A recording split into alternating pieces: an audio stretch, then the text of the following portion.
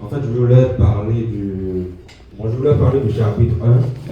Mais bon, je vais un peu parler du chapitre 1 et du chapitre 3 pour essayer de ressortir un enseignement. Amen. En fait, ce qu'il faut comprendre dans l'histoire de Daniel, c'est que en fait, Daniel faisait partie du peuple d'Israël.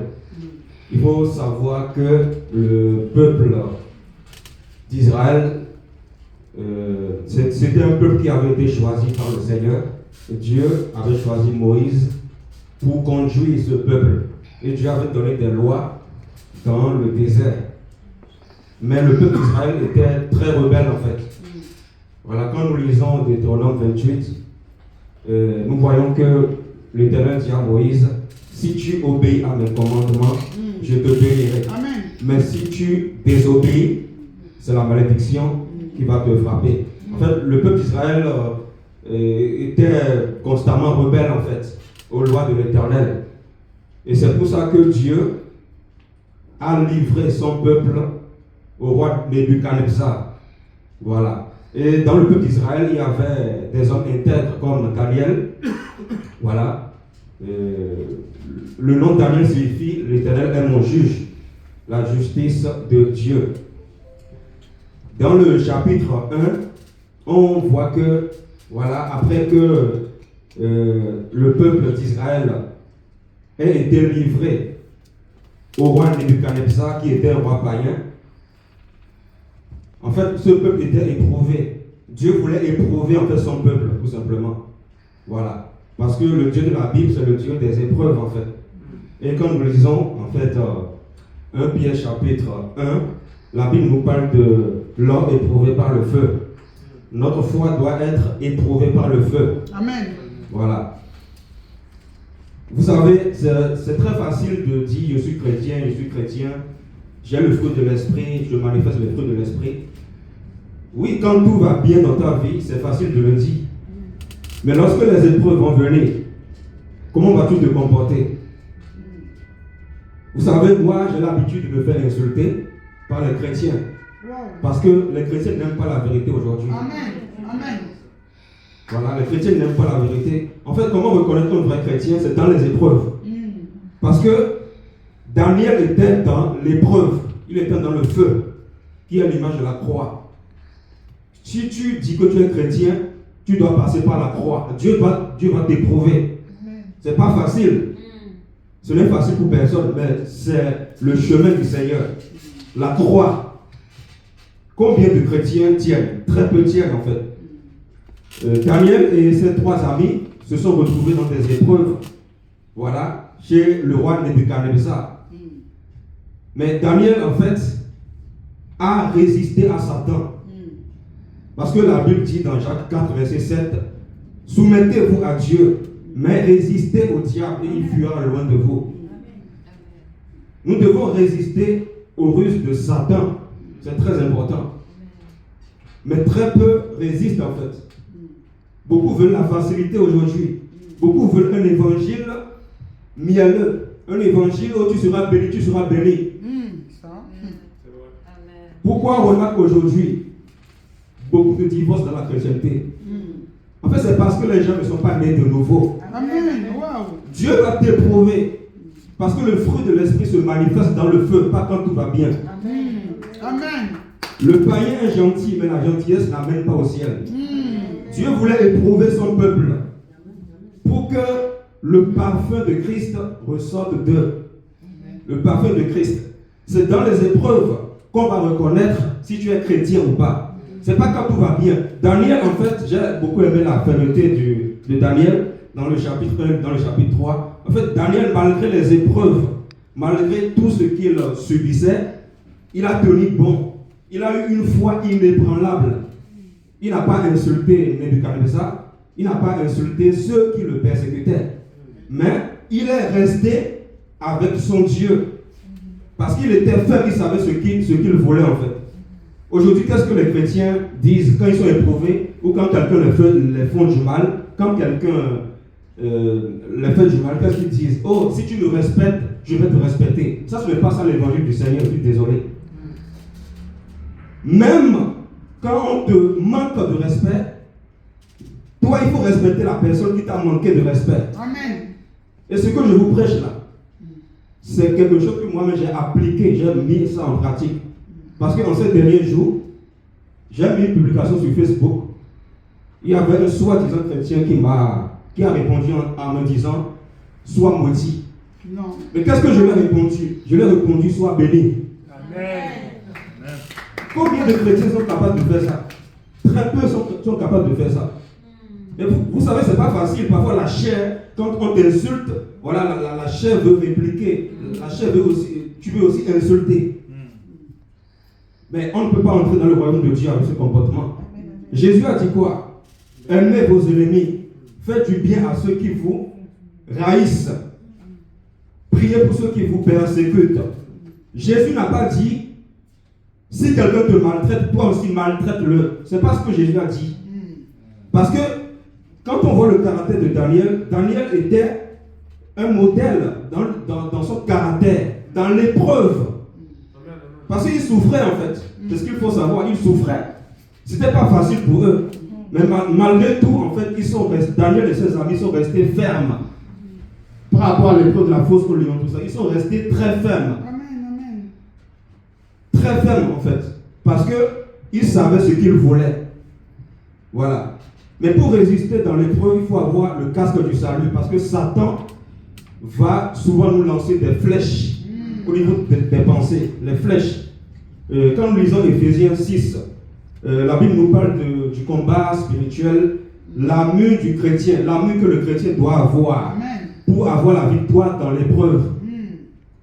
Et on nous parle dans ce même chapitre du casque du salut. Souvenez-vous dans Lévitique 16, le sacrificateur avant d'entrer dans le lieu saint, voilà, il devait porter la tiare sur sa tête. En fait, cette tiare-là, c'était l'image, c'était une préfiguration du casque du salut. Amen. Et le casque du salut, c'est l'épée de l'esprit, la parole de Dieu, Jésus-Christ lui-même. C'est-à-dire ce casque te protège contre les flèches spirituelles de Satan. C'est pareil dans le monde physique. Quand quelqu'un roule une moto en France, voilà, pour conduire une moto dehors, il faut porter un casque pour se protéger des accidents, pour se protéger de la mort. Mais lorsque nous mettons le casque du salut sur nous, qui est un casque spirituel, nous sommes protégés contre les flèches de l'ennemi. C'est-à-dire, même si les flèches viennent, même si Dieu permet que Satan nous lance des flèches, en fait, ces flèches ne pourront pas te tuer spirituellement.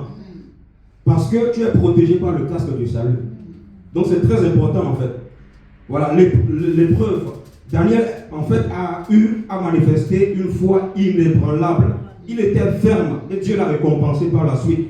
Donc, cela doit nous enseigner en fait. Cela doit nous enseigner et nous devons mettre cela en pratique. C'est-à-dire, le caractère que Daniel a eu, nous devons réfléchir sur ça pour mettre cela en pratique. Voilà. Donc, notre foi est éprouvée par le feu. Dieu veut nous éprouver en fait. Amen. Dieu va t'éprouver. Accepter Jésus, c'est bon. Chanter en disant Alléluia, Jésus, je t'aime, c'est très bon. Mais lorsque les épreuves vont venir, lorsque Dieu va t'éprouver, est-ce que tu vas continuer à chanter? Ah oui, c'est là qu'on verra si tu es chrétien ou pas. C'est là qu'on verra si tu es réellement chrétien. Tu dis que tu es chrétien, tu dis que tu as accepté Jésus. Mais accepter Jésus, ce n'est que le commencement. Mais le chemin, ce n'est pas facile. Parce que Jésus est passé par la souffrance. Nous qui sommes ses disciples, nous devons passer par là aussi. Nous devons passer par là pour expérimenter la gloire de Dieu tout simplement. Parce que tu ne peux pas manifester le fruit de l'esprit si tu ne passes pas par le feu. C'est impossible. Amen. Amen. Parce que le fruit de l'esprit se manifeste dans le feu. Amen. Quand on t'insulte, comment tu réagis? Wow. Quand ta femme ou ton mari te parle mal, comment tu réagis? C'est facile de dire, voilà, devant le maire, pour le meilleur, pour le pire. Lorsque les épreuves vont venir, si tu n'es pas affermi spirituellement, Amen. tu vas aller divorcer. Alors que le Seigneur est contre le divorce. Aujourd'hui, quand on presse un message, les chrétiens n'aiment pas ça. Parce qu'aujourd'hui, les chrétiens aiment l'évangile de la terre et non l'évangile du royaume. C'est pour ça qu'il n'y a plus la crainte de Dieu dans les églises. Amen. Et même beaucoup de pasteurs ne craignent plus Dieu aujourd'hui. Parce que c'est la fin des temps. Les gens aujourd'hui sont attachés au matériel, aux choses de la terre. Wow, c'est vrai. Moi, je me rappelle, j'étais en train de parler avec un pasteur un jour. Un pasteur était venu chez moi un jour, il y a quelques mois. Voilà, c'est un ami.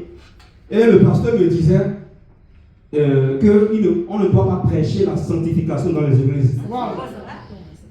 Quand j'ai entendu ça, je me suis dit, mais en fait, j'ai été choqué. Je me dis, mais en fait, c'est la fin des temps, c'est fini, Jésus revient. Comment voulez-vous que les chrétiens craignent Dieu si on ne prêche pas la repentance, la sanctification? Comment voulez-vous? Wow. Le message de l'évangile doit être restauré dans les églises. Dans le cas contraire, il n'y aura pas de véritable nouvelle naissance. Amen. Jésus a dit que si tu ne nais pas d'eau et d'esprit, si tu ne nais pas de nouveau, tu n'entreras pas dans le royaume de Dieu. Amen. Et comment savoir si tu es né de nouveau? Dieu va te mettre dans les épreuves. Amen. Parce que quand tu chantes, tu dis, oh Dieu, oh Seigneur Jésus, je t'aime. Dieu te voit. Mais Dieu va se dire, Dieu qui est sur son trône, il va se dire, ok, elle dit qu'elle m'aime, je vais l'éprouver. Pour voir si vraiment elle m'aime vraiment. Ah oui, c'est comme ça. Parce que Daniel ici était éprouvé dans le chapitre 3. Ils étaient éprouvés, c'était une souffrance vraiment atroce. Mais parce qu'ils avaient le Saint-Esprit, ils ont pu donner. Wow. J'aimerais te dire ce soir que peu importe ce qui t'arrive, sache que Dieu est au contrôle. Si tu es véritablement un enfant de Dieu, tout ce qui t'arrive, c'est dans le plan de Dieu. Amen. Dieu est au contrôle. Toutes choses concourent au bien de ceux qui aiment Dieu. Amen. Romains chapitre 8. Amen. Toutes choses concourent au bien de ceux qui aiment Dieu. Je ne sais pas si les chrétiens lisent la Bible. Parce que les chrétiens lisent ce verset de Romains 8 qui dit toutes choses concourent au bien de ceux qui aiment Dieu. Mais quand ils ont un petit bobo, c'est fini. En fait, c'est fini, ils commencent à insulter tout le monde. Voilà. À manquer de respect à leurs parents. Alors que la Bible dit honore ton père et ta mère. Amen. Même si tes parents se comportent mal envers toi, toi il faut les honorer. Amen. C'est là qu'on saura si tu es chrétien. Ce n'est pas quand tout va bien, je suis désolé. On saura si tu es chrétien si tu manifestes le caractère de Christ dans les épreuves. Amen. Les épreuves. Quelqu'un te dit sois maudit. Et tu lui réponds sois béni. Si ce n'est pas Christ qui fait ça en nous, qui ça doit être? C'est Christ, c'est Jésus-Christ qui nous donne la force de le faire. Amen. Donc, voilà, je ne vais pas être long. Voilà, je vais juste conclure en disant que tenons ferme, ayons une foi inébranlable comme Daniel. Restons fermes dans la foi et aimons surtout la parole de Dieu. Parce que les chrétiens aujourd'hui n'aiment pas les enseignements bibliques. J'ai remarqué cela. Les chrétiens aujourd'hui courent de gauche à droite à chercher des prophéties, des miracles. Le véritable miracle, c'est d'abord la nouvelle naissance, la repentance. Amen. Jésus a dit, tu dois renoncer à toi-même pour être son disciple. Amen. Le fait de renoncer à toi-même, c'est un miracle du Seigneur en toi. C'est ça le véritable miracle d'abord. C'est pas d'abord le parler en langue. Parler en langue, c'est bien, c'est biblique, je n'ai rien contre ça. Mais d'abord là, il faut rechercher le caractère de Christ. Amen. La vie de sainteté.